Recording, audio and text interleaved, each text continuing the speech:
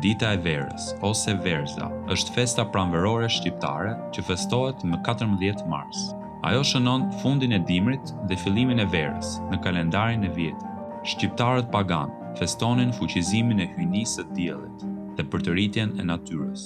Kjo ditë i kushtohet dhe perëndeshës Diana të Çermenikës, nga e cila vjen dhe zana e pyllit. Dita e verës simbolizon dritën mbi errësirë, pasi dita fillon të zjas më shumë se nata. Verza festohet në të gjitha trojet e Shqipërisë. Në prag të lindjes së diellit, zjarret ndizen në oporret e shqiptarëve.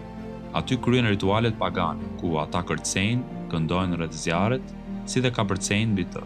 Ky proces largon të likën dhe njihet në botë si një shplarje e elementit të zjarrit, i cili sjell shëndet dhe qartësi. Ritualet të tjera shqiptare janë larja e syve me lule vere, pirja e ujit nga një burim i fshehtë dhe zgjerrja e vezëve natën e 13 mars. Ushqimi që përfaqëson këtë festë antike është flija. Në radhë të parë, për emër të saj, flija i vetflijohet diellit. Prandaj dhe palët e saj kanë formën e rrezeve diellore.